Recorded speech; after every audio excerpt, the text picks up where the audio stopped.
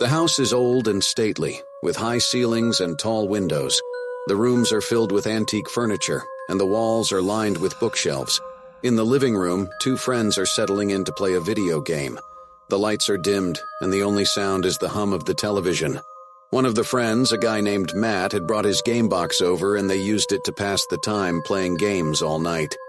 As the evening draws on, the weather outside starts to change. The temperature drops and the wind begins to howl. A storm is brewing and the rain starts to fall in heavy sheets. The house feels even colder and the wind rattles the windows. Raindrops patter on the window and flashes of lightning are reflected in the house, but they don't seem bothered or any need to stop having fun with their video game. Eventually, they hear the sound of knocking at the door, which details the rumbling in the sky. It comes again this time with more urgency and seriousness.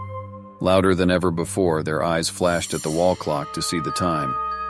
It's almost midnight as it ticks to 10:39 p.m. They have their eyes locked on each other as their minds ask the same questions. Who is that? Why this late? What do they want? After a short second of staring at each other, they are aroused by the third loud knocking. Matt suggests his friend call the cops, but Lucas kicks against it. He moves in closer to the door, eyes piercing through the locks. Who is it? What do you want? He snapped out immediately, looking at Matt, who twists his lower lips in anxiety. Help me! A weak, distorted voice calls out as thudding is heard against the door. Their face locked on again, with Matt's face being all questionable and anxious. Lucas looks back at him, asking the question of what they are to do. Again the knock is heard and another faint whisper. I know you are there. I can hear you thinking. Please, help me. I'm cold. The voice calls out again and shivers. Lucas eventually opens the door, and what he saw in sight had him shivering. Matt joined him at the door shortly, but went dumb and scared at the horrific sight of a figure.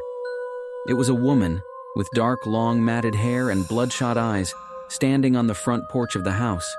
She is gaunt and pale, with deep, dark circles under her eyes. Her clothes are torn and stained, and her skin is covered in strange markings. As she looks up, you see that her eyes are completely black, as if all the light has been drained from them. She lets out a low moan and starts to move at them. She eventually falls over and is helped by the two boys.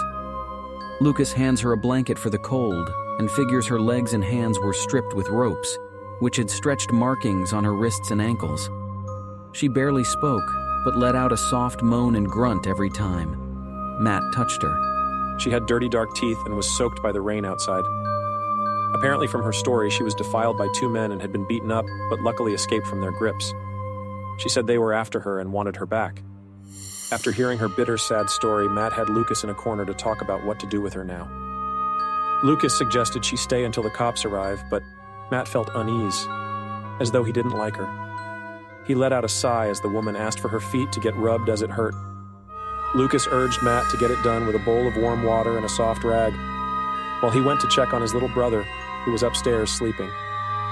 Lucas pulls over a long face as he sees him sleeping soundly, and then goes off to the bathroom to have a piss. As he went on, he pulled out his cell phone to check what was going on in social media.